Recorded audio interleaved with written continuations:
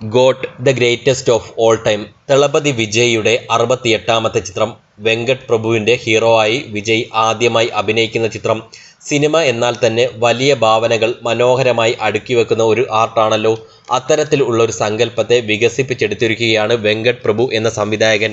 Got എന്ന ചിത്രത്തിൻ്റെ concept 4 വരികളിൽ പറഞ്ഞു കേട്ടാൽ ഒരു വ്യത്യസ്തതയും കൗതുകവും നിറഞ്ഞതാണ്. പക്ഷേ സംവിധായകന് തൻ്റെ ചിന്തകളെ എത്രത്തോളം പ്രേക്ഷകനിലേക്ക് എത്തിക്കുവാൻ കഴിഞ്ഞു എന്നിടത്താണ് ഗോട്ടിൻ്റെ വിജയവും പരാജയവും കണക്കുകൂട്ടാൻ കഴിയുക. വലിയ സ്കെയിലിൽ ഉള്ള ഒരു ബിഗ് ബജറ്റ് ചിത്രം തന്നെയാണ് ഗോട്ട്. കാസ്റ്റിംഗ് തന്നെ നോക്കിയാൽ വിജയ്ക്ക് പുറമെ പ്രശാന്ത്, പ്രഭുദേവ, അജ്മൽ അമീർ, മോഹൻ, ജയറാം, സ്നേഹ, ലൈല, യോഗി ബാബു, പ്രേംജി, VTV ഗണേഷ്, അരവിന്ദ്, മഹേന്ദ്രൻ, ശിവകാർത്തികേയൻ, തൃഷ തുടങ്ങി വലിയ താരനിര തന്നെ ഗോട്ടിൽ മിന്നിത്തിളങ്ങുന്നു. ഗോട്ടിൻ്റെ ലൊക്കേഷനുകൾ നോക്കിയാലും ഹെവി സെറ്റപ്പ് തന്നെയാകുന്നു. യുവൻ ശങ്കർ രാജയുടെ സംഗീതം വലിയ ഒരു ഓളം ഒന്നും സൃഷ്ടിച്ചതായി തോന്നിയില്ല. അത് അദ്ദേഹത്തിൻ്റെ ഹിസ്റ്ററിയോട് താരതമ്യം ചെയ്താലും വിജയുടെ മുൻ ചിത്രങ്ങളിലെ ഗാനങ്ങളോട് താരതമ്യം ചെയ്താലും ഗാനങ്ങളിലൊക്കെ സ്പെഷ്യലായി തന്നെ ഒന്നും തോന്നിയില്ല. പശ്ചാത്തല സംഗീതവും അതിഗംഭീരം എന്നൊന്നും പറയാൻ കഴിയില്ല. ഒരു ഒഴുക്കിൽ അങ്ങ് പോയി എന്ന് പറയാം.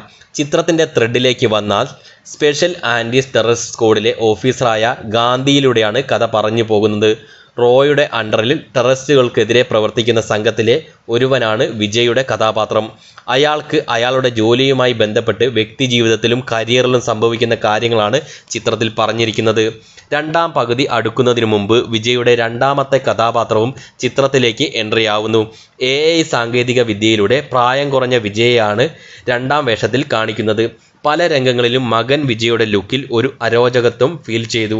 തരക്കേടില്ല എന്ന് പറയാമെങ്കിലും ചില സീനുകൾ എന്തൊക്കെയോ പോരായ്മകൾ തോന്നി. പ്രായം കൂടിയ വിജയുടെ മേക്ക് ഓവറിലും ചെറിയ അപാകതകൾ ഫീൽ ചെയ്തു. മറ്റു ആർട്ടിസ്റ്റുകൾക്കൊന്നും തന്നെ അത്തരത്തിൽ പ്രശ്നം തോന്നിയതുമില്ല. അച്ഛൻ വിജയുടെ കഥാപാത്രം സർവീസിലിരിക്കുമ്പോൾ തന്നെ മകൻ്റെ എൻട്രി കഥയിലേക്ക് വേണമെന്നത് കൊണ്ടാവാം DAging എന്ന സാങ്കേതിക വിദ്യയിലൂടെ അണിയറ പ്രവർത്തകർ രണ്ടാമത്തെ വിജയെ കൊണ്ടുവന്നത് എന്ന് തോന്നുന്നു. അല്ലെങ്കിൽ വിജയെ സാധാരണ പോലെ തന്നെ മേക്ക് ഓവർ ചെയ്ത് കൊണ്ടുവന്നാൽ മതിയായിരുന്നു എന്ന് തോന്നി. മാസ് രംഗങ്ങൾ ഒക്കെ മിക്കതും യങ്ങർ വിജയ്ക്ക് വേണ്ടി എഴുതി അവതരിപ്പിച്ചതായിരുന്നു.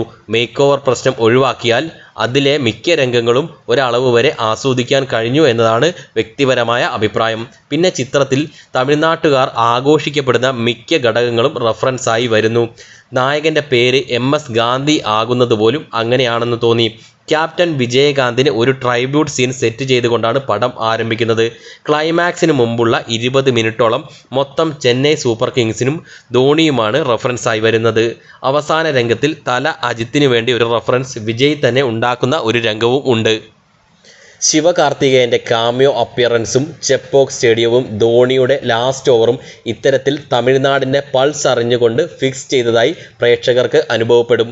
മൊത്തത്തിൽ നോക്കിയാൽ സ്ഥിരം വിജയ് മസാല എന്ന് തീർത്ത് പറയുവാൻ കഴിയാത്ത വിജയുടെ മേക്ക് ഓവറും മറ്റു ചില രംഗങ്ങളും മാറ്റി നിർത്തിയാൽ കണ്ടിരിക്കാൻ കഴിയുന്ന തരക്കേടില്ലാത്ത ചിത്രമായി തോന്നി ഗോട്ട്. പക്ഷേ എക്കാലത്തെയും ഗ്രേറ്റസ്റ്റ് ചിത്രം എന്നോ ഗ്രേറ്റസ്റ്റ് നായകൻ എന്നോ ഒന്നും പറയാൻ കഴിയില്ല. അലമ്പ് പടം എന്നും തീർത്ത് പറയാൻ പറ്റില്ല.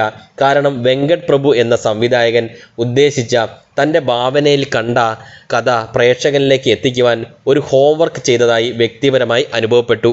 സോ അത്യാവശ്യം എൻ്റർടൈൻമെൻറ്റ് എലമെൻറ്റ്സ് ഉള്ള ഒരു OK പടമാണ് ഗോട്ട്.